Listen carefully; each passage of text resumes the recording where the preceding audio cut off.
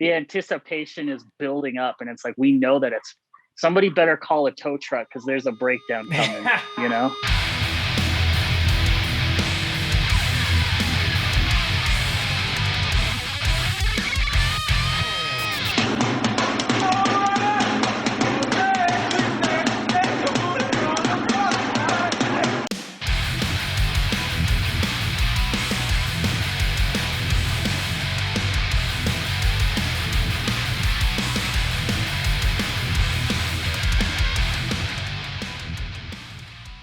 And as far as bevs go, are you set and ready to rock with that?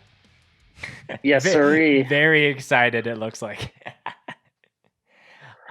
Dude, I love bevs. That's like one of the first things I loved about your podcast was like everything's a bev check, and I'm like, bev connoisseur, let's fucking go. Yeah. No, it's funny. Like sometimes I'm not like doubting myself per se, but it's like, are people annoyed by the amount of bev hype that I give most things? But it sounds like people are into it. So yeah, if they are, then they're nerds. I'm gonna be real. Yeah, let me nerd out on bev stuff. Everyone's a true bev fanatic, whether you're gonna front that or not. But without further ado, thank you so much, everyone, for tuning in. This is another episode of the Scoped Exposure podcast. We go from Calgary to Colorado, and I am super, super excited to be chatting with Matthew of the band MINDZ EYE. And yeah, thanks for coming on, man. I'm really excited to be doing this. Thank you, King, for allowing me to come and chat with you and speak bevs and music. Yeah, no, I am very, very excited. You know, as far as the origin of how I guess our paths originally crossed, you know, I think it was like 2020 was kind of wrapping up. We were kind of in the groove of doing all these like playlists of, you know, monthly recaps and things like that. And I don't know how the latest MINDZ EYE EP came onto the radar, but I think it was like one of those moments where you listen to a band and it's like within the first 5 seconds, I'm like, okay, I'm like hooked. I think you guys definitely have like a vibe, you know, being able to play to different aspects of like, you know, the hardcore scene, whether it's like something that's groovy, something that's heavy. So definitely going to chat about that. Definitely going to chat about the origin of the band, but obviously we got to chat about some bevs. So I'm very excited what Matthew's got coming down the pipe. So as you know, it's tradition for the guests to go first. So tell me what you got. All right. So I got a twofer for you. I am drinking a classic cup of Folgers because I am a man on a budget currently. I do love coffee, so please don't yell at me. I drink the black mix with some of this. This is called Not Milk. Okay. I've only found it at Whole Foods. It is the most incredible vegan milk I've ever had in my life. This company basically built an AI and broke down the flavor profile of cow's milk and recreated it with plants. There's like there's like chicory root in here, cabbage juice, pineapple juice, just shit you wouldn't expect. But it tastes like cow's milk without the funk that cow's milk has, if that makes sense. Okay. So that's crazy. I'm mixing those together. And because I know you are also a big fan of some sparkling water, Spindrift. Have you had Spindrift? No, you sent me a photo of it was like a cherry flavor or something. Yes. Yes. I just send you nudes of different beverages on the low. Yeah. But this is a blackberry Spindrift. What I love about Spindrift is it is sparkling water, but instead of just like adding a small flavor to it, they actually put juice in it. So there's like 8% juice in this. So it's just sparkling water and blackberry juice. It's incredible. Wow. Yeah. It's one thing for like LaCroix to have a drop of lime juice for their lime flavor. It's another thing to actually put juice into the sparkling water. So yeah, exactly. I'm itching to try that as soon as I can get my hands on some. If I ever make it to Canada, I'm gonna bring you a gift package of some Colorado regional Bro, bevs. I swear, anytime that I'm going down to film a festival, a show, or people are coming up to play, like that's like bring me bevs, bring me whatever bevs that you fuck with, and I will just be all for it. Maybe not when I'm like, don't bring me like a 12 pack of something if I'm like down in the States filming a festival because like I won't be able to drink that in a weekend's time, or like bring it probably on the plane. But yeah, I'm just gonna put that out into the ethos. Like, bring me bevs, for whatever hardcore crossing of paths that we might have. Is Spindrift something that's just it's not a local thing if you're just getting it at Whole Foods probably. No, you can get this at most grocery stores. I think at this point, at Okay. least in Colorado. I had it when I lived in Arizona a long time ago. I think they've changed it up a little bit, but Mm, I mean, I'm always trying new beverages, obviously, of and course. this has been my this brand has been my go-to for sparkling water. I'm definitely trying to avoid drinking soda as much as possible, unless I'm partying. Sure. But they take my keys away. Yeah, yeah, for sure. Well, I'll use that as a segue. So I'm checking something that I'm very, very stoked on. This is the second new level craft soda. So anyone who's been following the podcast for a while knows that New Level, which is a brewery that sponsors us, they started doing sodas kind of in this pandemic. So they had a pineapple punch that I've checked on God knows how many podcasts, and they just dropped. So this is a mocktail mule kicker. So it's like a lime, Okay. ginger, a little bit of mint in there. So this is like my very first Scoped Exposure podcast checking this Bev, and no better band to do something mocktail mule than Matthew from Mind's Eye. There's a lot of alliteration going on, you know. Oh, alliteration for sure. Absolutely. Yeah, I did have one of these yesterday. Me and my wife split it, and I was just blown away. It might be my new favorite of the two sodas, but they're on their soda game for sure. Man, that sounds incredible. I love when craft beer companies make craft sodas. Hmm.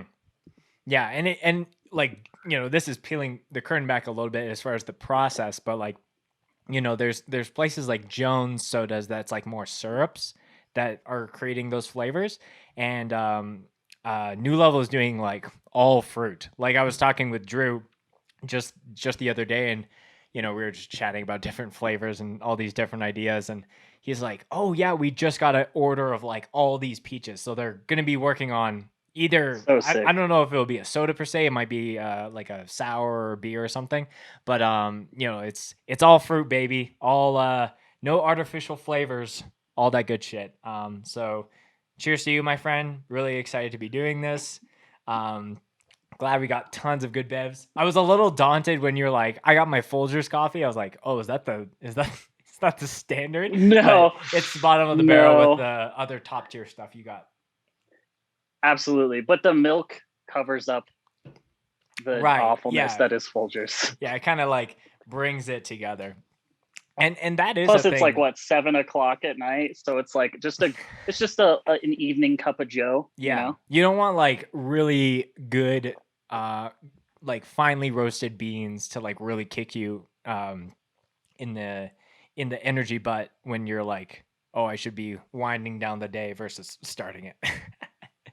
no bad time for coffee in my book, though. Yeah.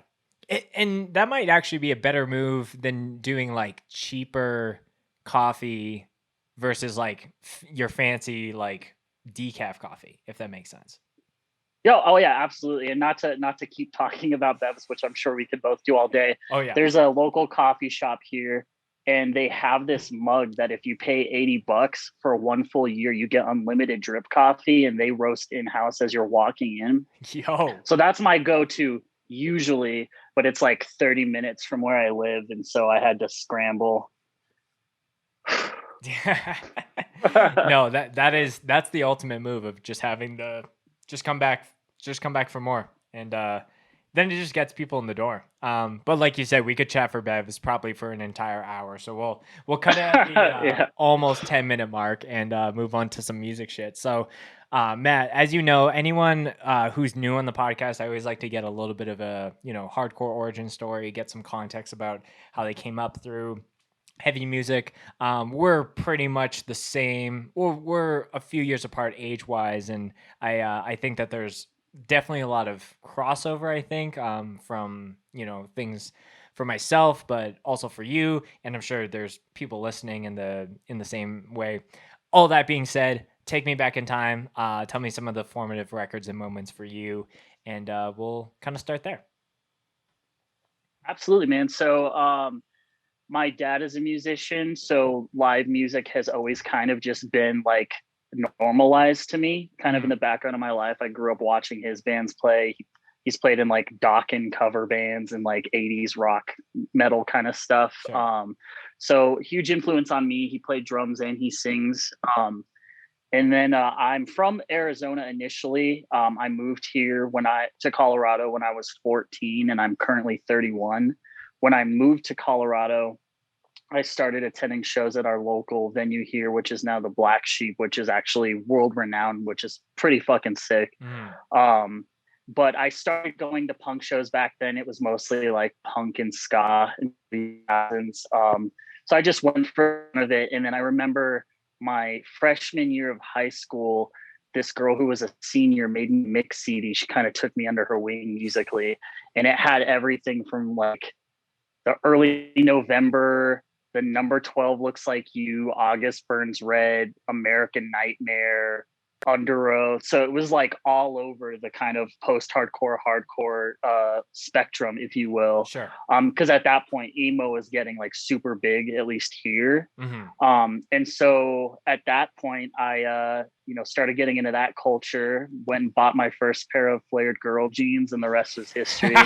Um, Oh my but yeah, I mean, god. I started out kind of as an emo kid. When I was 16, my friends had this kind of screamo post-hardcore band, and they were like, "Oh, we heard you like to sing in your bedroom when your mom's not listening. Do you want to sing in our band?" And Sure. so I jumped on the opportunity. That was my first kind of like real band experience. Hmm. And then that was around when I was 16. And then from there, it kind of grew. I got into, in Colorado, it's weird. It's like the scene is what we called it, just the scene. And it was like everybody was a scene kid, whether you listened to emo, power pop, hardcore, deathcore, metalcore, it all just kind of was encompassed in any type of scene show of all of those genres. Everybody would be there. It was like, oh, you're going to the show? They didn't even know what show it was, but they're going to fucking be there. And so Right. that's kind of how I came up. It was my escape. And I'm 31, and a few of the friends that I would go to shows with when I was like 14 or 15, a couple of them are now running the Black Sheep, and we're all still just Whoa. good friends, and they're putting on the shows, and I'm still going, man. Yeah. So Yeah, it's funny how everything comes full circle there. Like I look back at like some of the people that, I was like going with to shows with, and it's always strange, like some people like kind of drop off and they might like still like listen to like heavy music or things like that, but it's not like one of those things where like it was very similar to me in my local circles where it's like, oh, we're just going to the show. And it was like every weekend, multiple times a yeah, weekend. And, you would go to the pop punk show on a Saturday, and then the next day is like a basement, like Screamo show. And then like it always cycles from there. But yeah, I think it's strange to see people kind of drop off and like fully not do anything musically, but then also seeing kind of the freaks who like stay within like that hardcore world and will always either do bands or start labels or you know start a business, but also like have those ethics that they learned in like hardcore, and apply that to like how they run things. So I think it's always really interesting to see all those dots connect. yeah, absolutely. And I think it's for better or for worse. I think about it and I'm like, man, my entire social life is going to shows. It's like work, be a dad, band, and shows. And it's like people my age, it's like they're married, have 3 kids, they live in the suburbs, and they got their 401ks. And I'm like, that's incredible. If that's success to you, Mhm. and you know, left the music scene and pursued an adult life, that's incredible. If I'm a fucking nerd and a loser because I'm 31 and still going to shows, then so be it. But I mean, it's what I'm content with, and it's what's important to me. So Yeah, I think like I think something for me that I can continually think about when it comes to like, you know, how I am in social circles, like I think growing up I was always like I'm an extroverted person and I was like being around people and making friends and not being like I need to be best friends with people. Like I'm okay to have a lot of friends, but I think over the years as I've grown up, there's definitely a little bit more of like I need like one-on-one time with people versus like, you know, sometimes you go to a hardcore show and like people are just like talking over one another and it like can get draining at times. Well, yeah, like this podcast has been great for me because I can have like a one-on-one with people for like over an hour at times and like really get to know like what they're about, what they value, like what their, you know, favorite beverages are, whatever it is. But yeah, yeah, I think it is one of those things like, you know, in a normal like the normies, if we want to call them that, like it's all about like, oh, we're planning a night of, you know, going out and doing this or like and some of that, you know, you need to play up on that. But yeah, like for me, a night out is like going out and paying $10 to see all my friends beat up each other. And for me, like film that and then take that home and do the next thing if I can. So it's weird yeah. what people will be, what will make them content and happy, like you were saying. Yeah, and I mean, everybody's got different paths. You know, for some people, it's going to the same country bar, or going to their favorite restaurant every weekend. And Hmm. for people like you and me, it's like we found a subculture that is is a part of our life. This is always going to be something that this is my social life outside of my normie stuff. It's like, Hmm.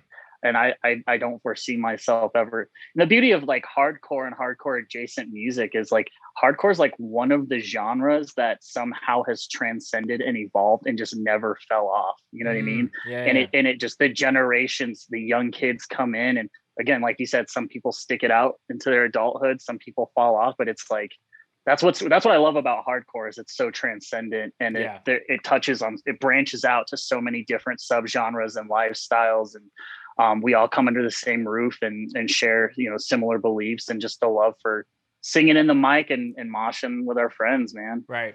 Yeah, I think it's pretty surreal. Like, I'm thinking back to when I had Tom from Indecision and Extra Grind on. Like, he's like an actual like he's been in it for like a long, long time. But for him to give me the time of day and like address me like he would anyone else in his like that when he was my age or even younger than me going to hardcore shows, it always is one of those things where yeah, there's like the generations and there's the mutual respect and love for both. Like everyone can, Yeah, you know, come on the podcast and be like, "Oh, all the old heads don't understand what we're doing now," but like there needs to be a balance and respect of both. Like, hey, like you might not understand what I'm doing or this like more breakdown style of hardcore, but like your bands and the bands that you supported growing up really set the stage for a lot of those bands as well. And then vice versa, like, you know, the old heads can't really shit on the kids all too much because like they are like literally the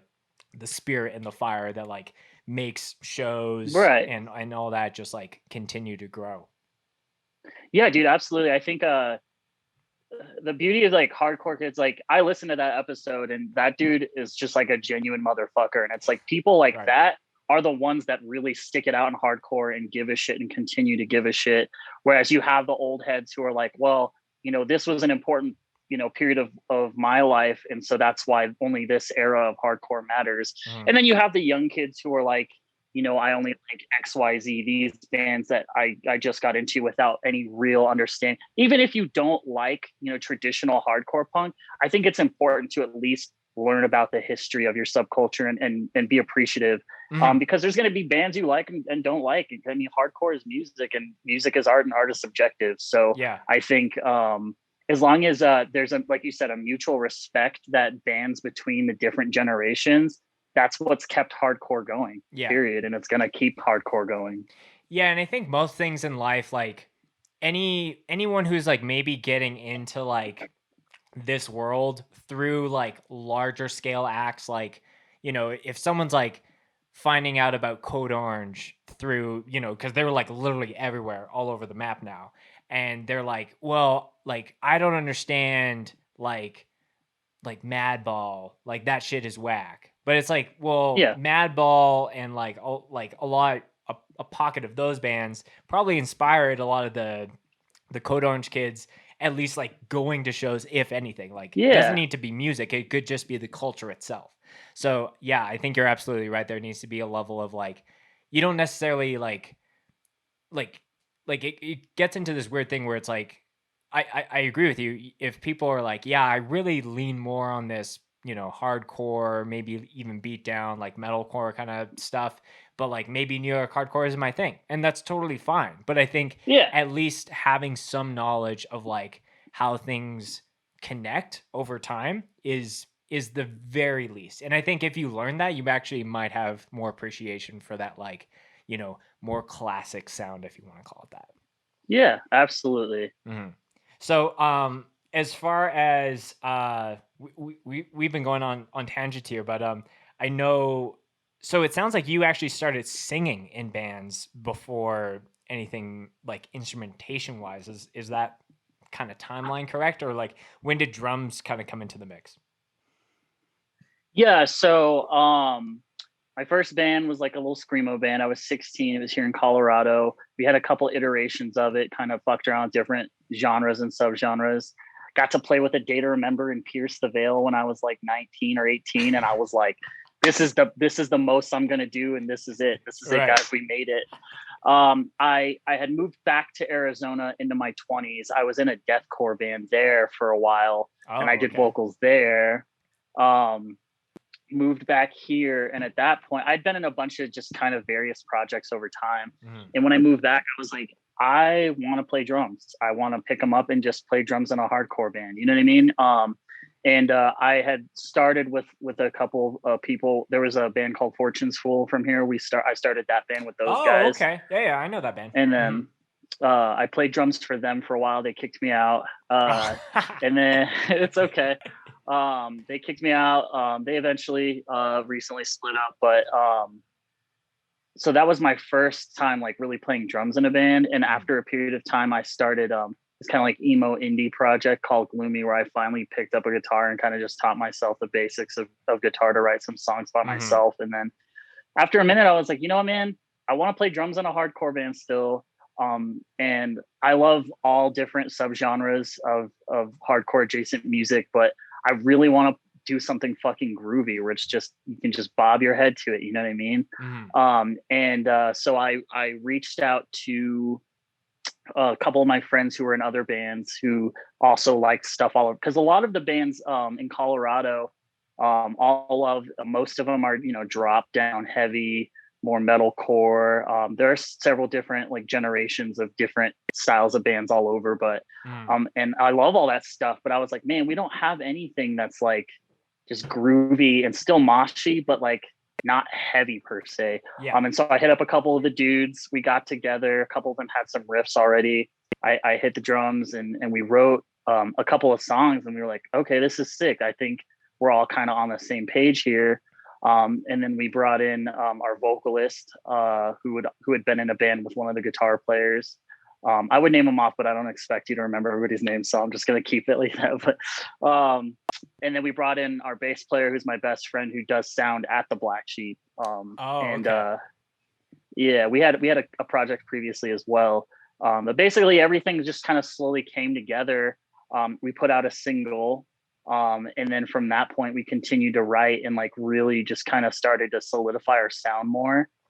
We dropped our first EP. We had one of our biggest influences at the time was a band from Germany called Slope. I know you've posted them in your playlists and stuff as well.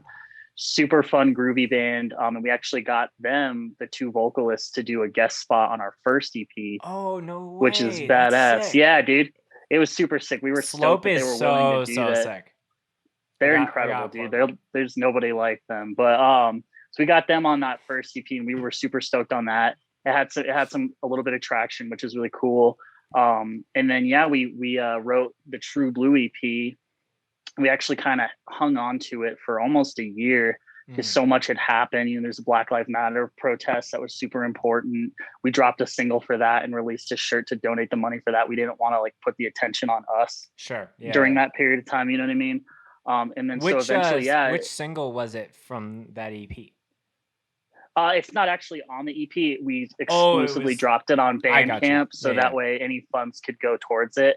It's a heavier song. It's not as close to our other stuff, but we were really frustrated and really wanted to write something that was like, we hate cops and we support Black lives, and so we did that exclusively there. But then we finally released True Blue in December, and at first it was like, I think I remember you posting like the side eye emoji, and I was like, that's the dude from Scoped Exposure. That dude's badass. He's always talking about all these bands. Right. And then we had No Echo released it for us, or like showcased it, which was really cool. And then from there, somebody at like Brooklyn Vegan mentioned it, and then Stereo Gum mentioned it. And I was just like, this is so sick. Like that anybody cares enough to even just listen to it and say anything about it.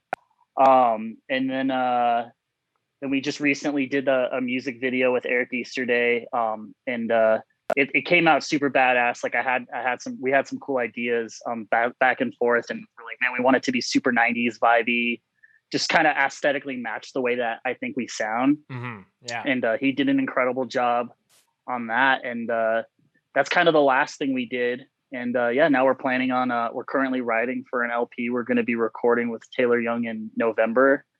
And I couldn't be more than excited because that dude's produced so many of my favorite hardcore records. I'm like so fucking pumped. Yeah. Well, there's a ton to unpack there, but like the last thing you said just is fine. Yeah. I'm like, oh, we're getting the whole story, but no, I appreciate it. And like it's really, I think Taylor is a really interesting piece because a lot of the recent projects that he's done are very like metallic and heavy. So like seeing him throw that spin with your guys is like almost like fun, like bubblegum, like kind of poppy nature. I think that will just like mesh really, really well. I think that's I'm so excited. He's like, he's like, I mean, I've listened to almost every band he's been in. I've seen different bands that he's been in over time.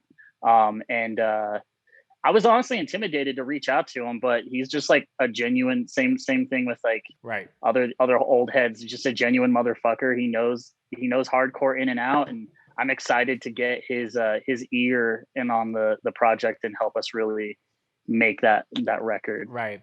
Yeah, it's so funny, dude, because like when you think of like old heads, like I look at my birth certificate, I'm like, when does it cross over into old head land versus like is it an attitude thing? Is it like once you hit this age bracket you're into it? But no, I think whatever you like, however involved you want to be, whether you play in one band and you do some regional shit, or you like book a crazy fest, or you record bands, or you play in 17 bands, like always having that attitude of just being like it's your first year in hardcore and just being genuinely stoked about helping people out. And I think there's even more of a responsibility to really put that into practice as you grow influence in the scene, right? Like it just becomes like, oh, you like Spencer is actually like taking his time, like his time out of his day to like check this out. But for me, it's like, no, I'm genuinely stoked, and I want to check out people's new music. And I want to, find ways that I can help, hand off the Scope megaphone to people. So yeah, no, I'm very, very excited for that. So, that was the last thing you said, turning the dial way, way back. So out of curiosity, where did you grow up in Arizona? Real quick though, I wanted to touch and say the reason that you're so stoked and you go out of your way is because you're also a genuine motherfucker. So I appreciate that. Yeah, dude, you've been real, and that's like, we converse back and forth on Instagram and stuff, but you're always just like genuine. You're not like here for the cool guy points, and I think that's important in hardcore as well. But No. I'm None from of those Tucson, translate Arizona. into actual dollars. It's like, wait, how many hardcore cool clout points translate to Canadian or USD? I don't understand. Well, if you save them up enough, you become an old head early. I'm sorry. You're 22. It's like, I've converted enough points to not give a fuck. There it is. Anyways, Oh, so yeah. so you were born in Phoenix. In Tucson. In Tucson. So Okay. Tucson is 2 hours south of Phoenix. Mhm. I've lived in the valley all around the Phoenix area as well. Mhm. But Tucson is a lot closer to like the border. Mhm. Yeah, I only asked because like Phoenix is like not really like a second home, but like my folks have a place down there, so we would always like go down even before they bought a house down there. It was like, Hmm. you know, we would go down there, and I feel like where I grew up, it was either you would vacation in Florida or Phoenix as far as like, you know, different kind of things. And my dad always opted for Phoenix because it's a lot more it's weather that you can kind of expect, while Florida is kind of like all over the place as far as like Oh being yeah. super rainy one day and nice the next. But I've always had this like appreciation for like Phoenix like bands and that kind of scene, because it feels like it's very similar to where we're at. Like there's not maybe a ton of bands, but like the bands that are coming from there are very, very cool. Yeah. So you moved from there to Colorado. Was that just like with your family, and it was like we're just moving, and that's how that transition Yeah. happened? Yeah, my mom and my stepdad had gotten a job out here, and then my brother, I'm the oldest of 5 kids, so I don't want to dive too deep into it, but I moved out here or moved to Colorado when I was about 14. When I was 20, I had started dating a girl, and her mom had moved to Phoenix. My dad was still in Tucson, and so we kind of were like, let's move to Arizona together. And I don't know, we'll be separate, but we'll still be able to date. We eventually had my daughter.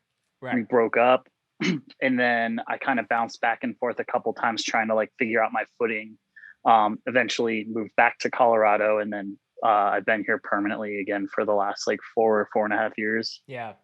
And I think like moving for whatever circumstance, especially if you're like somewhat connected into hardcore, it's like it's a little bit of uh, a quicker jumping off point of like, even if I don't know any motherfuckers in this scene, I can at least be like, hey, that's a cool you know, disembodied shirt, or hey, I like that, you know, those shoes, or I have the same ones, or whatever it is. Like there's a little bit of a entry point there. Like I can't really think of any other subculture or like thing where if you like move across the country and it can literally be like you can jump into it immediately. I think there's a little bit more like, well, like who did you talk to, or like, oh, you're East Coast, Yeah. West Coast, blah blah blah. So I think people are just generally stoked. Like I think that there was something I think every hardcore scene has like there was like threads, not threads. There was like like hardcore forums, but like a little Mhm. bit later on when I was getting into it, there was like Facebook groups for different like hardcore scenes across Canada, and I think someone did like how they have it in hockey where it's like you trade players. So it was like, oh, we'll give you the guitarist of this band if we get the vocalist of this band. And there was all this like back and forth. But like jokes aside, I think it is very cool just for people to see like people move for whatever reason to different scenes, and still be able to do maybe the bands from back in their home, but also start new Yeah. projects and get involved in different ways. Yeah, I think that is a beautiful thing about hardcore is it's always been community based. You know, I like obviously like you hear about like in the 80s and 90s, it was like there were like zines and people would be like mail your demos to this and trade them off. And now we have literal Facebook groups where whenever I've like started booking my band's tours, I'd be like, you know, Las Vegas hardcore, find it and be like, yo, I'm trying to book a show with these bands here. Literally booking stuff off of like MySpace hardcore groups. You know what I mean? Right. It's pretty sick. Yeah, yeah. Like it's not as daunting in the sense of like, oh, you gotta ask so and so and they might know someone, and then it's like, it's almost like I hope that at some point there's like a little bit of a, not like a network per se, but if there's something where it's like, hey, if you need to book across US, like East Coast, West Coast, cross Canada, whatever, it's like going to like, I don't know if this is something, this is like a scope project that we do in like 3 years, but like if there's some place where it's like, here are the contacts that you need to know, here are the top bands that are playing in that scene, like just for point of reference. Yeah, I don't know, that I think that would like it's To do like Facebook group where there's just like a full thing of contact list that people can remove and add their right. own information to it. Yeah. Yeah, maybe we're workshopping an idea here. But so You heard it here first. yeah, yeah. Don't steal it. You heard it here first. But so you moved to Colorado. You kind of wanted to start getting back on the drums. So um, yeah, you started the band. Like, and I think it is cool. Like you were saying, like you just saw kind of a lack in a certain like subgenre of like hardcore music and wanted to fill that with your own project, because that was very similar to Endgame. I was like, I need a band to see live that has like riffs and fast parts and all that. I was like, well, I guess I'm just gonna start that band. So That's gonna be my band. yeah, Yeah, absolutely. Your yeah. band is sick, by the way. Oh, thank you, man. Dude, I, Yeah. I was like, if there's any band that like Endgame would want to tour with that wasn't just like another riff band, it would be something groovy like Mind's Eye. So maybe we can do that in the near future. One day, dude, I'm sure we'd absolutely be down. It'd be a blast. Of course. But going back to what I was saying, like, did you find that in your local circles, like, did you have any pushback where people were like, "Oh, like, don't you know that we're like the beat down tempo kind of band?" No, Or yeah. was it fully like, "No, this is super sick that there's a band in our local sphere that exists like that?" It's unfortunate now because the last year with COVID and everything, so many of our friends who were in sick bands have either moved away, people get canceled, people fall out of hardcore. So I'm worried that now there's a lack of bands, and I'm hoping that they start to resurface with new bands and stuff. But no, I mean honestly, like back in the day, it was very like tough guy, like hardcore crew. Like the dudes would show up in their crews and beat you up if you looked at them the wrong way. But within the last like 4 or 5 years, honestly, it's a very inclusive scene, all things considered. Like every band, supports the other bands for the most part. Everybody goes to every hardcore show, regardless of the style. And honestly, people have been pretty like supportive locally, as well as people randomly all over the world who have hit us up to be like, yo, I like the sound. So our Mm. local scene has been pretty badass, and I'm stoked to see what happens now that shows are coming back. Yeah, yeah, yeah. It's just starting to dawn here, which is really, really exciting. It's funny as someone that is in Canada and feels like a little behind the ball as far as like vaccination rollouts and just like the border being closed on like what feels like forever. It's only now that people are starting to be like, hey, I have this show happening in July or August or November or something. I'm like, I really want to film it, but like I don't know if I'll like be able to because of my government. So that's just kind of a waiting game that we're doing right now. But to go back, I think yeah, I think overall like some of that stuff that is just like negative energy, whether it's like cruise shit or like whatever, like that never lasts. I find it always is like maybe around for a season and then it's kind of over. But like you're saying, like the people who are really passionate about this for the music and the community are the people who are gonna unfortunately like have to go through some of those episodes and maybe wean some of those people out, but at the same time just like be the change in the light that they want to see in the scene. Yeah, absolutely. I mean, I think um with any hardcore scene, like you said, there are going to be different evolutions of it, and obviously, including the entire world, there's so much change that still needs to happen. But I think hardcore, for the most part, has always been on the front end of being progressive. And I think at least locally, it got to a point where we were like, yeah, there's not going to be any of that bullshit. And also, I saw your vaccination video. I thought that was pretty sick. I accidentally got vaccinated 3 times because the first time I got vaccinated, dude, yeah. The first time I got vaccinated, there's a story here. You got to break this down. I'm gonna be quick. Sure.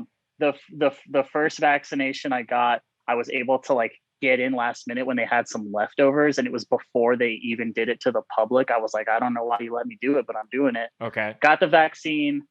Set up the appointment for the second one. A couple weeks after that, I get this notification email from the government that's like, hey, just a heads up, that clinic you got the vaccine at didn't store them correctly, and we're going to investigate it. And then a week after that, they were like, yeah, we can't verify if they stored them correctly, so you're going to have to start over.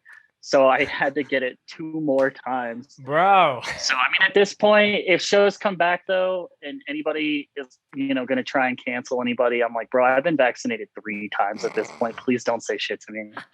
You're like, you're worried about the 5G? Motherfucker, I got 7G going on in me right now. Like, 7G.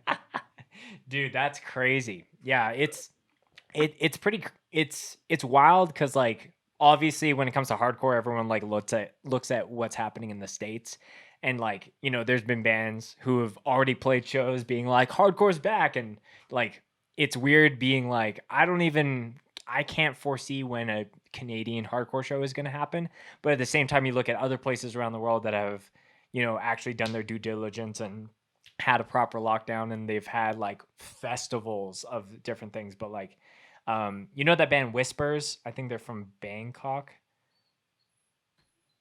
I don't think I've heard them. Oh, okay. So they're like a newer band. They came out, but they played like their first show, and it was like live streamed, and people were sharing it around. They're a really sick ass band. But like, if they were gonna be like, hardcore's back, it'd be like, well, no, like, because it's this weird thing that everyone looks to like America and what's America doing. So yeah, it's such a strange thing, but I think you'll start to see some of that into the fall and the late summer, and then I think it will be fully back in motion by the start of next year. That's at least the hope, but Let's fucking go, man. Could be here for season 3 of the podcast being like, well, another whatever it is, but hopefully not. I know, huh?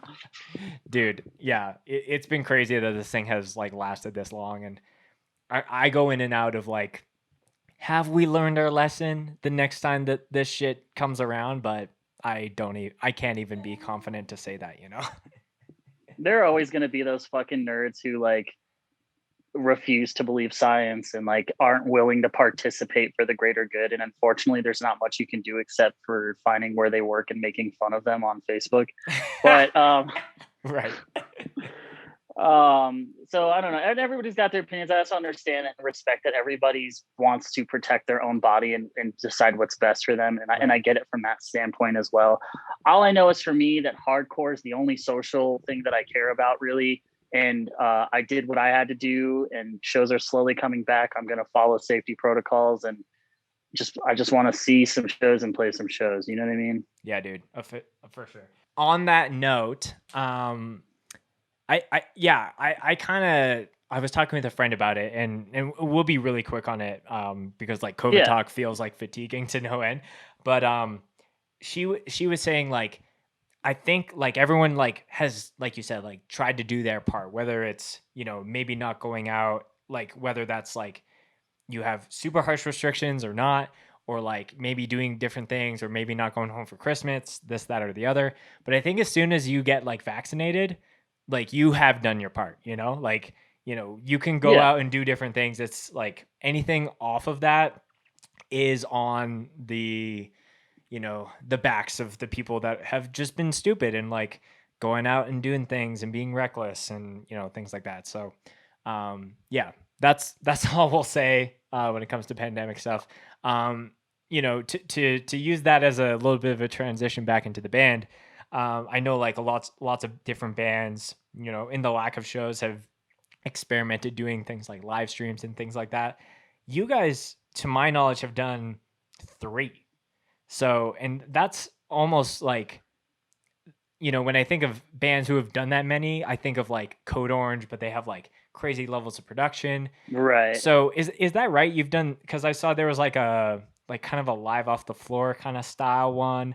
There's the Nile Theater one that's coming down the pipe, and then there's the one you did with Mass Movements. Yeah. The first like live stream thing we kind of did was like before we even dropped True Blue. That was with our friend Trey, who sings in Mouth for War, Mhm. in his little studio living room thing, and we Oh, just did okay. that for fun. The second one we did at Mass Movement with Aaron, and he asked us to come out. We drove out to Oklahoma, did it. It was cool. It was a blast. And then yeah, more recently, my friend Brian, who does sound at the Nile, and also he does like, you should talk to that dude. He's a badass. He Mm. tours with Fit for a King. He does live sound for them on their tours and stuff. He's the one who shot and edited and did everything for that live stream, and it looks and sounds incredible. What We have what's a his what's his Instagram? Because I it's think I might follow old him. old ex youth, old youth. Oh, that's him? Oh, I thought there was another Yeah. person. Yeah, so I do follow him. So shout out to him. But I thought there was another person that either did sound at the Nile, who did not stuff for Power Trip, but like some band from around there. I am blanking on. It's not Old He's X done a Youth. few of them. There was one that he did with Arms Reach, which is another Arizona band, and the singer of that band did a guest spot on our EP, and so we got to have him come on and do the guest spot on the Oh, stream, which is cool. pretty badass. Yeah. Yeah. Mm. That's like the next best So thing to like playing a show and having them do it. Just do it on the live stream. When's that? I think by the time this podcast comes out, that live stream might already be out, because I think it like yeah, premieres in 3 days from now, right? when we're recording this, yeah, and we're gonna do a fun little merch drop with it and stuff too, which will be up, I think, after the pod drops as well. But Oh, it nice. should be available on the Niles YouTube Yeah, after the episode drops. So yeah, yeah. I think So why was that where you guys wanted to just like premiere the songs in different settings and different things like that? yeah, I mean, I think we all have had the itch and seeing that other people have been trying to find ways to not stagnate their band. Sure. Obviously, if you're trying to continue your band, you don't want to kind of just drop something and then go quiet and wait until something happens. Mhm. And also, being from Arizona and having so many friends out there, Brian and I have been for several years, and he started dropping these live things, and I was like, man, that looks badass. And he was like, you should come out and do one. And so we just figured out a time the band could go out and do it, Mm. and it worked out. I think there are several things that have kind of kept hardcore kids entertained as much as possible, including live streams, including your podcast has honestly like helped me not go crazy, lacking hardcore stuff Right. like that. So live streams have been, I think, a way to keep people connected to hardcore. We just adapt, man. We just adapt with the pandemic and as times change. So Yeah. Yeah, and I think like there's always different things where, you could always throw little not like surprises, but you're like, okay, for this live stream we're going to like do this intro this way, or like we're going to cover this yeah, song. Like I feel like that's always like I almost have like I have a running Spotify list of different like end game ideas, and it could be anything from like a song that I might want to cover, or like intro cover one day, or just like maybe I want like like Megan the Stallion as like that like little sample of one of her songs, sample, like yeah. yeah. So there's like different things like that come to mind, but because it's so easy just to be like, okay, so we're gonna play the set we did at the last show. But like if you have people who are constantly coming, like always having those Yeah, little nuggets I'm the for same people way, to bro. I'm the surprise. same way. Mm. It's like every time we play a show, we don't want to play the same cookie cutter set. We'll Hmm. switch it up. We'll take out a song. We'll add a different song. We'll do a cover.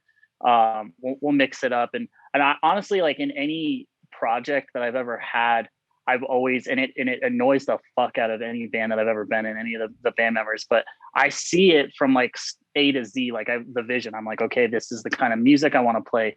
This is what I want the artwork to look like. This Right. is what I would like the music video to look like. Is there any bands that you've seen on like double digits worth? But like there were certain things that they did as far as like a fun surprise, whether it's like a cover or different things that you're like, I've seen this band like over 10 times, but like I've never seen them do this, and it was like stuck with you. Does anything come to mind there? I want to say, even though I didn't necessarily like listen to their music in passing, the Chariot was the most insane band that I've ever seen live, and I've seen them, I can't even count how many times, like in my youth. Sure. But they always blew me away. They always like did some weird like acrobatic shit or whatever, you know what I'm saying? Like they would like hang upside down from the rafters. The guitar players would do their crazy swings. They'd take it off and then throw their guitars to the other guitar player and catch it and then keep playing the song. And right.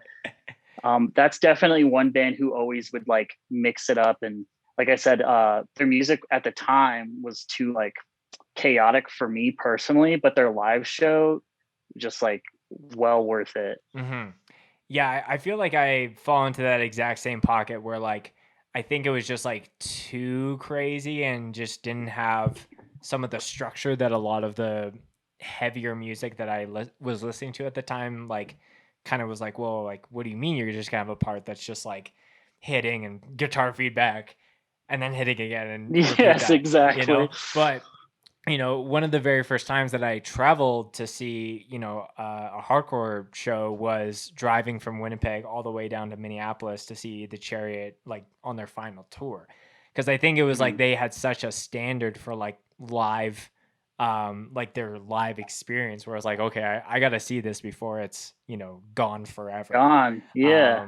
And dude, it was at, what is that Minneapolis venue? I'm trying to think because we talked about it. Me and Sticks from Liquid Death because he's from Minneapolis. I don't know. It doesn't matter. But yeah, just like being able to see them. Yeah, that was crazy. If I had to pick one, do you know the band Stepping Stone from up here? Oh yeah, that band's incredible. They're super groovy. I've seen them 2 or 3 times. Right. Yeah. So that's a band that like really has put, you know, Western Canada things on the map. And have really pioneered a lot of that. And I think like I've lost track of how many times I've seen them from like a small little show to maybe like 20 kids in Winnipeg to like the last time I saw them was at Snow and Flurry Fest and like literally the room exploded as soon as they started playing, right? But I think when they played Calgary at our hardcore festival here before it was called Wild Rose, and they opened the show with a Nickelback cover, and they played Animals, and like this is into a bunch of different lore things because like I think historically Nickelback would get like shit on, like in Canada would get shit on because of Nickelback, but like the first couple of records that Nickelback has some serious riffs. So like as soon as they started playing that, like people in the room were just going off. And I always think about like, hey, I'm like Nathan, bring back the Nickelback cover. He's like, oh, there's no way that we're gonna play that again. But yeah, that's one of those special moments that you're like, you had to be there. Yeah. And my friend lived in. Oh, sorry, what's that? No, you go. One of my friends, David, he used to live in Hawaii, and Title Fight played out there once, and they had like they played like a half cover of a Bad Seed song, which is like like the old members' old band, like hardcore band, right? And so I was like, damn, dude, that would have been insane to see that, but they just did it for fun. But and in Hawaii of all places, like let's throw out the Bad Seed cover here, like really turn some heads. Dude, that is nobody's insane. Expecting it, nobody records it. It's like, damn. Like I know Bert from Safe Inside lives out in Hawaii, but that's a pocket that like I always forget about. Like, oh yeah, I guess like theoretically you could start a band from Hawaii and you could play shows in Hawaii. It feels like so like it is ultimately disconnected because of where it is. But shout out to anyone from Hawaii hardcore who's listening. Tunnel Vision, I think that was a band in Hawaii that was pretty sick back in the day. Hmm. Yeah, dude, man, imagine if there was like a hardcore fest in Hawaii. That would be the fucking fest, dude. Dude, that's like destination wedding vibes where everyone's like traveling for like that big event, but it's just like a hardcore show. Oh my gosh. That would be so Oh, crazy. that would be sick. I'm gonna message Bert from Safe Inside and be like, "Hey, can you do a Safe Inside Records showcase in Hawaii?" Set it up, man. Let's do it. Scoped Yeah. exposure exclusive. Yeah. Scope exposure, filming, rejection pack, stepping stone, time and pressure, cold shoulder, FOM, like all in Hawaii. That'd be wild. Yeah, so you guys put out so jumping back, you guys put out the EP. It sounds like you really had like a response that you kind of weren't expecting as far as like how far it went. Was that kind of like, obviously like you had like material before, but that's how I found things with Endgame. It was like, this is our debut, and like people literally on the other side of the world are like listening to that. So was that just kind of like surreal for you in the same way? Yeah, man, it was badass. I think like as time goes on, we start making more friends, and when friends share your music, that helps. Any sort of press, if you will, helps. But we didn't really have an expect. We all, me and all the dudes, try to go in with no expectations other than to make music that we would have fun listening to. Right. And we expect some people will fuck with it just like we fuck with it, because obviously like we wrote it. Right. But yeah, I mean the immediate response within like 48 hours was like, it was honestly like heartwarming. It was like, damn. And then people are like, yo, this is sick. You go and like see like comments on YouTube videos, and like it's just really cool. Like whether it's like 100 kids listening to it, or if it were 10,000 kids, we would still be like just as appreciative. All For that I sure. can hope for playing in a hardcore band would be to like do a couple tours, tour Europe once, be able to travel because I'm in a fucking punk band, and maybe play a couple fests that I've always wanted to go to, and then I'd be content. So I think that's kind of like all of our mindset on it. But even if that doesn't happen, we're happy just having people reach out and be like, the music that you made me feel a certain way. You know what I mean? Right. Yeah, I'm sure someone at like at your age, and I feel like the same way, where like my expectations of what I want to do musically has like changed. So like, when I was first playing in bands, it was like, I need to make this my full-time thing because like all the Bless the Falls and like Under Oaths of the world are doing that. So like I wanted to do that. And like some people like are that passionate and they like pursue that for years and years and years, and then they finally do that, and that's amazing, and I love that. I think for me, I've just been able to scratch different itches through this podcast, through filming shows, where it's like I Yeah. am just as fulfilled, where things are at. And like you said, like if there was like an ultimate goal, like playing a couple fests and doing a tour and maybe going across the pond to play some shows, that would probably be like, if that was it, that I would be very stoked. And It's even all if I could that ask was for. it, if this is it, like, if the world ended tomorrow, then that would still be cool too. I think I think you just kind of change as you grow up and you appreciate other things in the Yeah. hardcore I mean, when world, I if that can makes live sense. with my, if I can live with my mom, you know what I mean, and not pay rent and not have like real responsibilities. I mean, some people everybody makes it work in different ways. I don't think hardcore is ever going to pay my bills, Right. but, like Brandon, bass player, he works at the Sheep, so it's hard for him to get time off when shows are arise. Bryce, our singer, is a full-time tattoo artist. River, our guitar player, is in school, and then Kyle, our other guitar player, he like travels and does crazy shit with snakes. He's like a lizard connoisseur.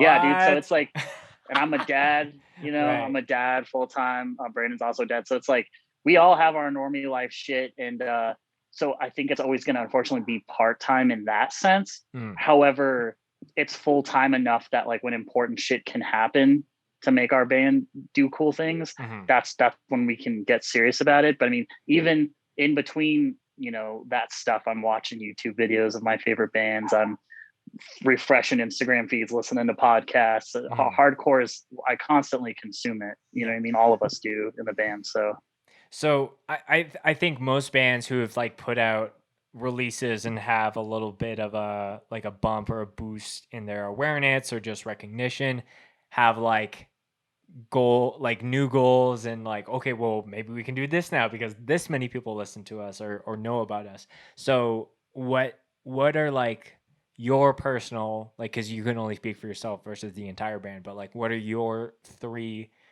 personal things that you want to do when shows are in full force, when festivals are happening, when you can hit the road as much as you physically can? What are the three things that you want to do post pandemic with Mind's Eye? Well, we've already, yeah, like I said, we got the time booked to track the LP. So really, I want to put out like the best representation of Mind's Eye that we have to Mm. date. So I want to drop that, and in hopefully it'll reach out even more, and people will really fuck with it. B, if I could tour Europe, before I hit like 35, that would be so sick. Just to be able to travel because of my band. Like I drive for a living. I love to travel. I love just being in different places and taking it in and getting lost in it. So being able to travel to another part of the world where otherwise I may not be able to afford it or take the time to do it would Mm. be ideal. Mm. And yeah, like play some fests and honestly, like see just touring and stuff, seeing friends that I've made over the internet through hardcore, be able to hug my friends, to mosh with my friends, and then go back home and then on my deathbed think back, oh, that one time I was moshing to that one band. That's pretty much my personal goals. I just want to travel and tour and put out music and make people feel things and watch them react to it, and only in the way that hardcore allows that. Yeah, I think that's one of the most fulfilling things about playing our style of music is that there's such a give and take between band and audience. And it's like Right. this cycle of energy that just like I don't know, like I'm sure that you've seen it. And I'm sure anyone listening or watching has felt and seen this where it's like a hype. Like there's a band that starts playing and you can just like feel the intensity building, and then like throughout the set, it's just like it's crazier and crazier. And by like the last song, it like you have to like catch your breath by like the end of it. You're like, Yeah. oh my, like I off the top of my head, one of those sets for me was when King Nine played Wild Rose 2019, and like it was it was just like there was like violence and just like people flipping around, and then they have like I think it's like the intro song where it's like and it's like just guitar and drums, and like the room was bouncing, and I knew it was like towards the end of the set, and I was just like, yo, this is crazy. But again, Yeah. everyone has that like crazy moment where they can feel that energy bouncing. And I think when you're like the one doing the 4 count into that last hit, you're like, there's like some power here that I get to Oh play with for a yeah, couple especially seconds. Yeah. hardcore. Yeah, I think um that I think that's pretty consistent in hardcore. The pit has changed over time. The way that the horseshoe has formed over time is unfortunate. One of Right. my back in the day in Colorado in the scene, I think it happened all the time, but I remember specifically there was I love MySpace deathcore. There was a show with Abacab and Monsters, who were like kind of two deathcore bands back then. Okay. And I remember all of the dudes, the whole thing would be packed. So there was no horseshoe. It was like up to the front. Everybody would get in the middle, put their hands in the middle. And as soon as the first ring out hits, everybody pushes back and opens the pit. And we used to do that at like every show, and it doesn't happen anymore. And it bums me out. But Oh, so like everyone be like, all right, hands in. And then yeah. And then everybody would push back, and all the bystanders and the normies were like, what the hell's going on? right. No, that's so funny. Dude, that's crazy. Um yeah, like I think there are some, like I think when I filmed Snow and Flurry Fest, it was like there was like people moshing on one another where I wasn't sure if it was like I could kind of tell sometimes when it was like homie moshing, like, oh, I'm beating the shit out of you, but we're like best friends. Yeah. I think like it was a lot more apparent on that end because like some people would just like hammer on each other and then they would give each other the biggest hug ever.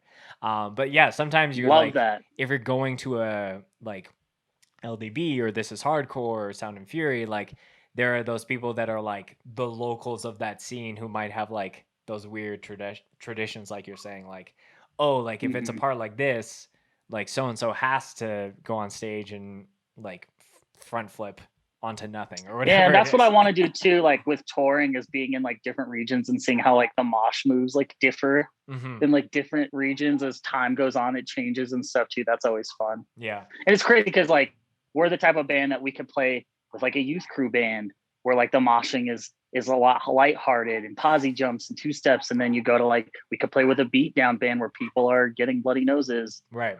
Like, so I don't know. I just love seeing like the variances in the different subgenres in the spectrum of hardcore. I I love that.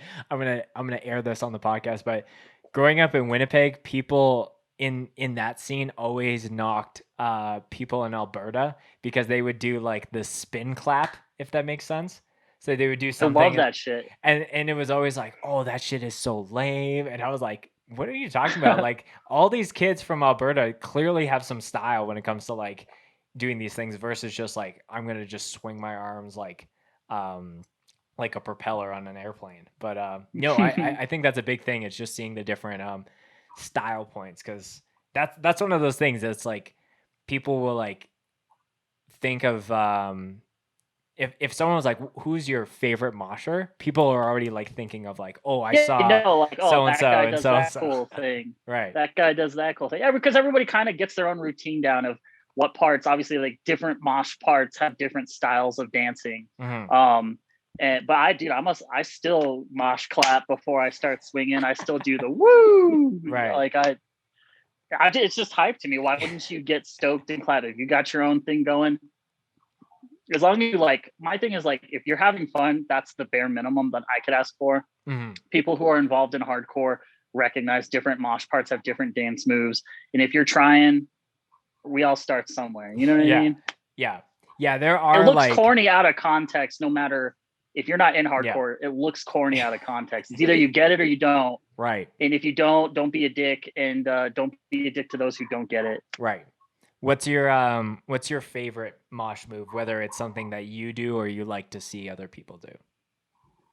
I just love the two-step, man. I just love doing, I don't know why, but my two-step reminds me very much of just like youth crew two-step. But it's just fun. It's not violent. I like my favorite like mosh parts are still probably like build-ups, or like, you know, when people are doing the side to side, the creepy crawly down low on the floor. Yeah, the creepy crawly. The anticipation is building up, and it's like, we know that it's somebody better call a tow truck because there's a breakdown coming, you know? Dude, I can't believe I've only heard that line just now. Like, what? I know. I'm old.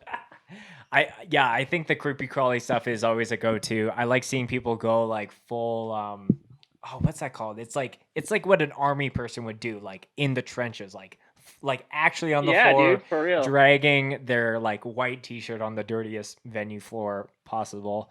I'll shout out, why am I blanking on his name?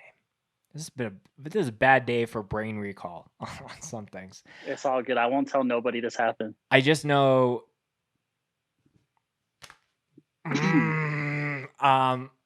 No, well, okay. I will skip that in sake of not telling this person's first name. Wow, what's going on with me? I've always liked watching Corey from Move. He's like the go-to Hey 5-6 mosher of any This Is Hardcore video, and I think that guy just has such a crazy like pit presence. And I think seeing that video where he was just like front flipping to Vane, and he's like genuinely like so stoked on the music, he's like front flipping and not caring if he lands on his feet or not, like that image is like imprinted on my mind. I love that. Yeah, I mean, we got you know, you got your long-term mosh warriors. We got some older dudes here that are still involved, that are really cool, and like you'll see them like still doing the certain mosh moves you'd see like 10 years ago that you're like, that's just kind of ingrained in their brain. But I did hardcore dancing is fun. It's therapeutic. It's badass. It's cool to see. It's specific to hardcore. Right. I love it. Yeah. I like, as someone who's like a lankier person and has like all these very long limbs, like I've always been a fan of like cartwheeling, because it is one of those things where like I know my like bony arm coming at you is like not intimidating, but 2 feet, maybe there's like a little bit of more fear that's They're introduced like, oh there. shit, that's a cartwheel. I better move. Right, right. Well, Matt, like you brought it up a couple times, just kind of, being a dad, and some of those Mm. things, and like anyone that looks at your Instagram, like you're pretty like upfront and open about your daughter and all those things. So like, just like it's clear that your wants in hardcore are pretty. I feel like a lot of those things like you were mentioning are, I would say, pretty attainable. But there's always like, when you have more responsibilities as you grow older, whether it's you're married or you have kids or whatever. So how how is that like navigating, especially like starting different bands and maybe like trying to like you know prioritize things and figure things out, and like you were saying, like it sounds like you are trying to introduce hardcore to your daughter as well. I should ask what your daughter's name before we even start chatting about her. Oh yeah, you're good. Her name is Rain, and she's actually going to be turning 9 in a couple of weeks, which is crazy to me. It just Mm, makes me feel older even still. Um, but yeah, I think when I think back to being a kid, all how we grow up, whether it's in a positive place or a negative space, it's normalized to us. So it's just kind of second nature. mm, So some kids, their mom and dad go to a 9 to 5 and they come home and eat dinner and go to church, and like that's normal to them. Rain's normality is, hey Rain, you're coming with me and I'm going to band practice and you're gonna play on your phone and you're gonna jump on the drums in between breaks, and that's just normal to her. mm. The black sheep is my home and it's her home as well. Like I said, Brandon works there. His daughter is her age. They're best friends. And so even on downtime, we'll just go and hang out there as a default.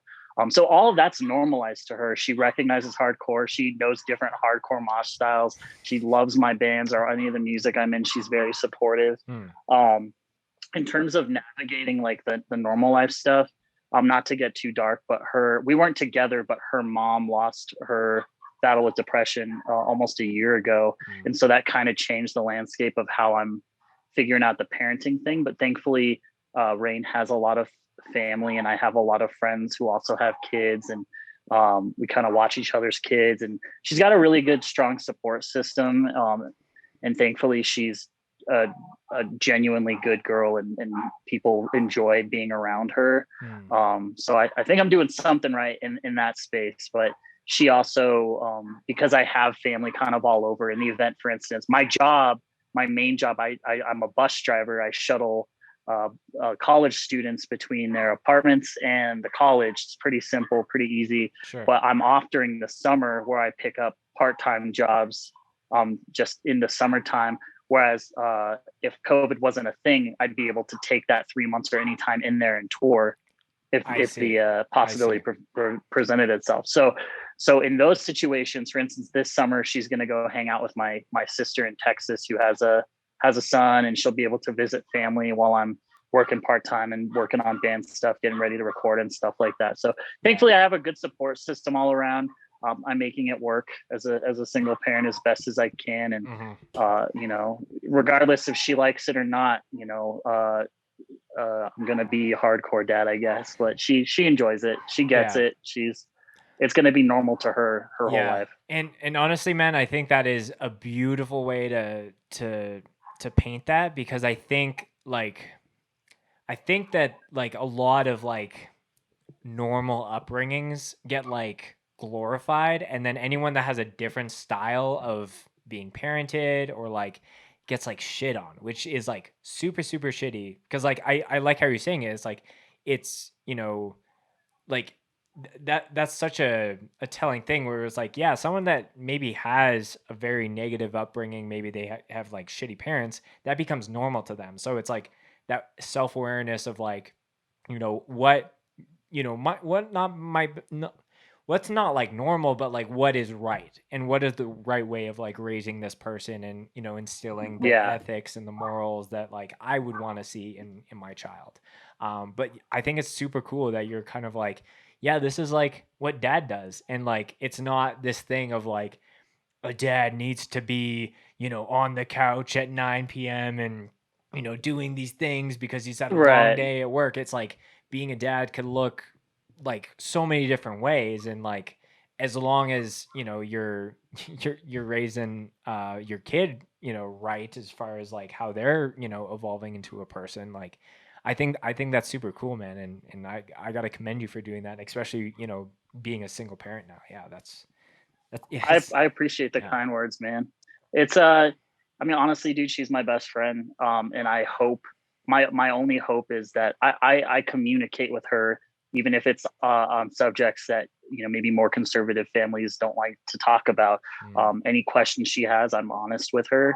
I I think it's mostly about teaching her accountability and responsibility. And my hope is that when she's a teenager and she's going through rough stuff, I'd rather have her want to come to me in confidence, even if she knows or feels like she's in the wrong, versus being afraid to tell me something Mm.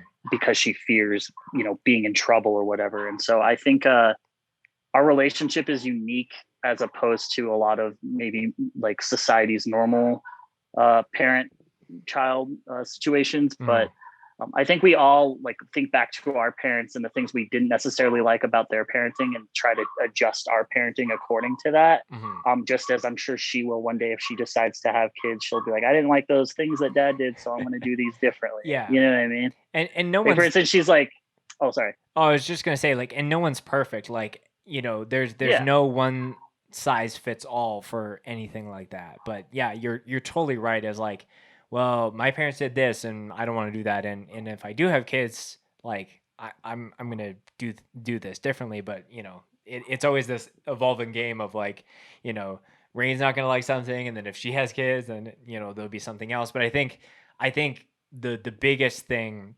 like you were saying, is like, just having a like a genuine relationship, and just like having it where she feels like comfortable coming to you with like anything that's going on in her world, or and that could be anything from something that happens at school to like, hey, I don't understand this like Black Lives Matter thing, and then you can like, okay, well, like, let's have that conversation, like, versus like, Exactly. you know going down the path of like, oh, like, we're not going to talk about that, or Yeah. For like for example, like so like I'm vegan.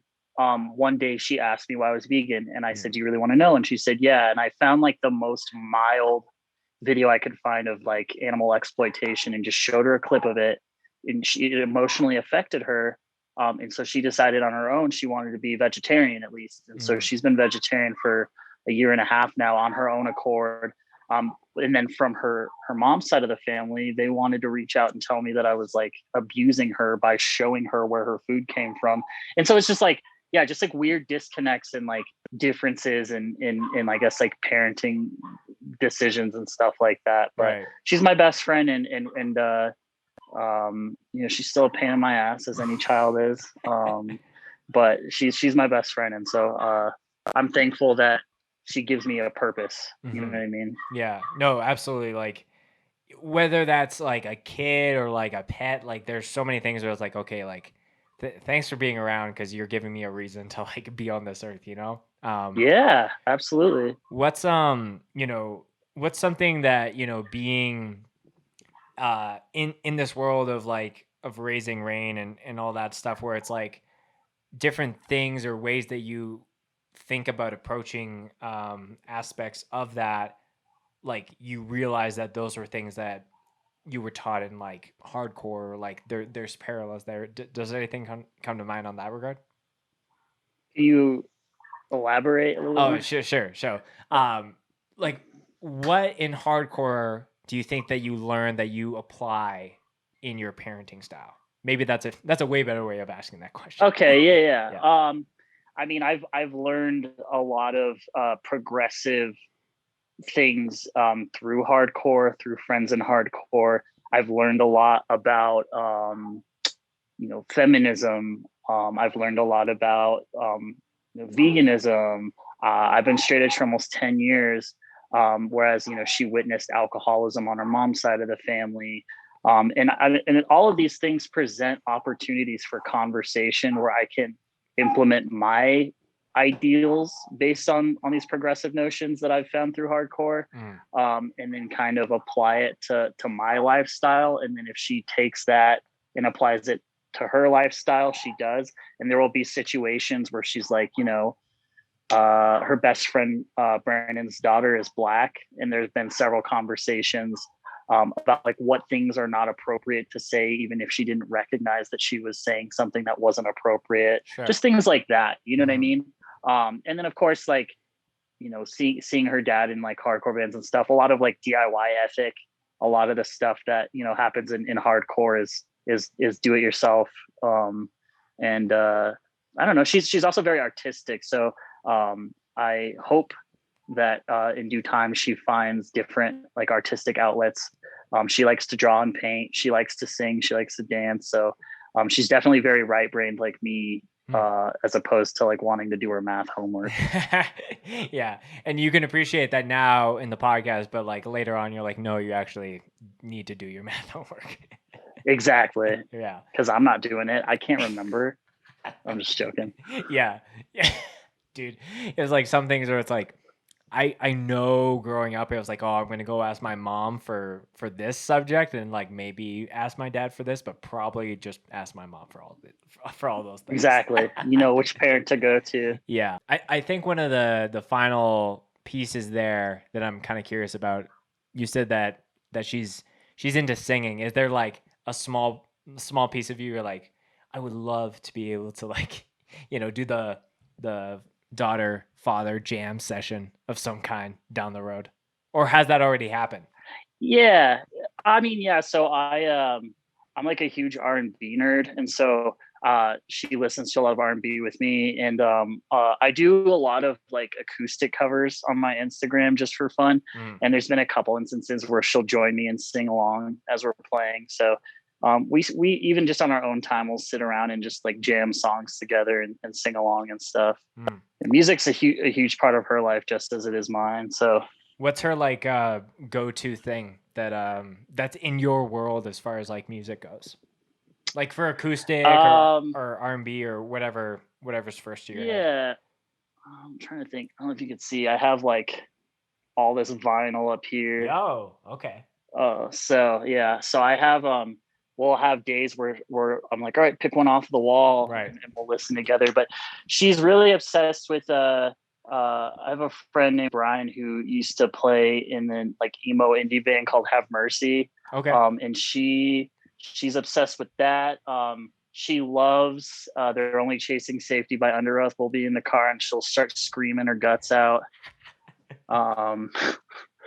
She's a huge fan of like Usher, all things R&B as well. So I mean, honestly, she really only knows what I show her and then what she finds on YouTube and stuff. So right. She kind of stuck in that box with me, and then she'll play stuff and I'm like, that's kind of hard. Yeah. And then she's like, thanks, it's Billie Eilish. And I'm like, Dude, that's crazy. Yeah, I think it's gonna get really surreal when like there's that like all the maybe 30 to 40-year-old hardcore kids who are having hardcore kids who are having actual kids, and then it's like they're showing them some of those bands that they like grew up listening to, because it's like that thing where like growing up in high school you would like jam Bon Jovi or like anything like that, and then it's like my dad's like, I listened to this when it was on the radio like for the first time or whatever, and then it's like, no, like, yeah, my kid listens to all the early Under Oath stuff, this era of Rise Core, whatever it is. But yeah, exactly. I think that's really cool. Well, Matt, this has been a really, really fun conversation. Don't just say it because you're on the podcast, but like, I really hope I get to see you guys rock it in a live setting in the next little while here. And yeah, I just appreciate you supporting me and what Scoped has been up to for the last year or so. And yeah, I'm glad that we got to do some one-on-one.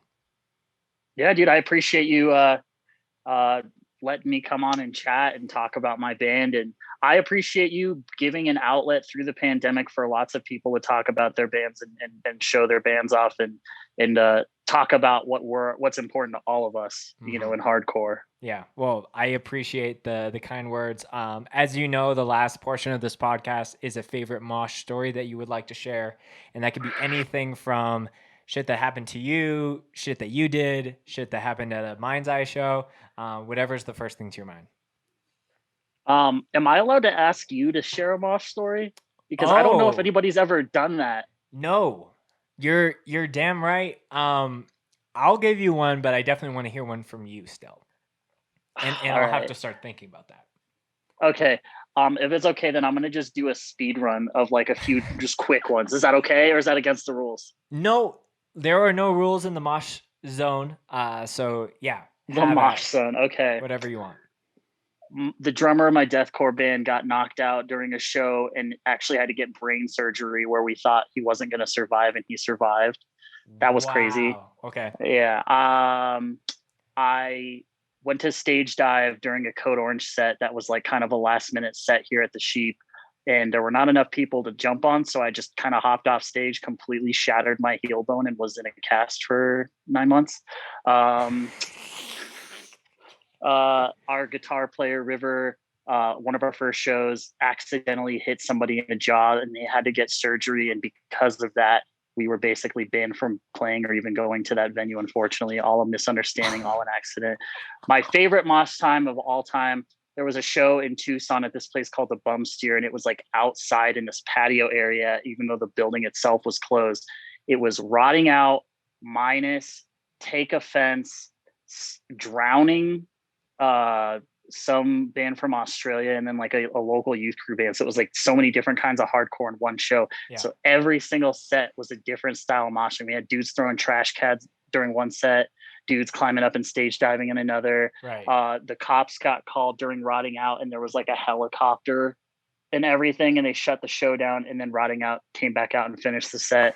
And I just remember like the all of the pits during that set were so different from each other Sure. that to me that's like super memorable. I hope that suffices, but now I need to hear yours. Wow. Okay. You've set an insanely high bar. So I was like trying to think of things, but then you would say something else. I was like, oh, well, You that were reminds me of this. Okay. This is a podcast first as far as having the tables turned. So you have to like assume the host role of like, trying to prompt my brain. Cause I'm trying to think about shit that I was doing before I was filming shows. Oh, okay. I'll share this. So this is before I was filming shows. I was playing second guitar in a band that was essentially a power trip worship band called Usurper. We're playing in Winnipeg, at the Handsome Daughter.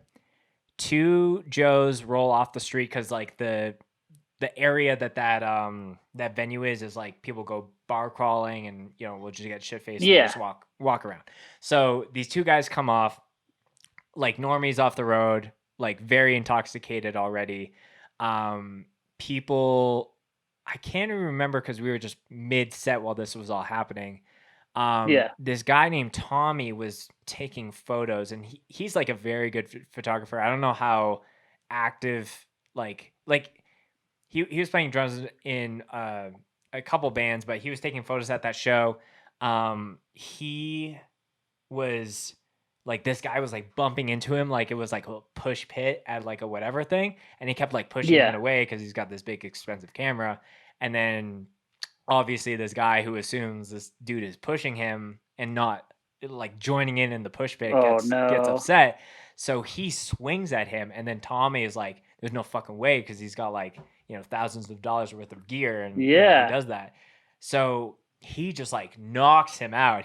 This dude lands on the ground. Fuck. People like swarm, and we're like mid set playing, and it's always like you're kind of looking at the vocalist like, are we gonna stop? Like the show must go on. So again, like I mentioned, there was two guys that rolled in. So the other guy had his beer bottle and slammed it on the ground, and it was like there's a thing in Winnipeg called the Winnipeg handshake, which is just like you getting stabbed with a broken beer bottle. No, that must be pretty common there, huh? Yeah. Well, like, you know, murder capital of Canada, unfortunately. Okay. But yeah, so this guy slams down, he's ready to go. And then just like, it's like, people are like, whoa, this is not what that's about. And there was like weird stuff where like they were like trying to intimidate, and then he's like standing behind the amps, and like we're trying to like beckon venue owners to kick these fools out. And yeah, it was a madhouse. So Jesus. I'm like watching this while like chugging on the E. I'm just like, what's happening right now? Dun, dun, dun, So it dun, wasn't dun, really dun. necessarily like, again, a mosh story, but it was more of just like Close enough. someone who like moshed by like jumping into someone who like clearly didn't know anything about hardcore. And then it was like, oh, like so and so wants to fucking kill someone with this broken beer bottle. So that's, again, the first thing that came to mind. Yeah. Hopefully Thank you for came sharing. somewhat close to the 4 bangers that you shot out of a cannon. You got to name like a band. What is it? Winnipeg Handshake or? Well, okay, so like I mentioned, Murder Capital of Canada, there's actually a band called Murder Capital from Winnipeg. So shout out to those all boys. right.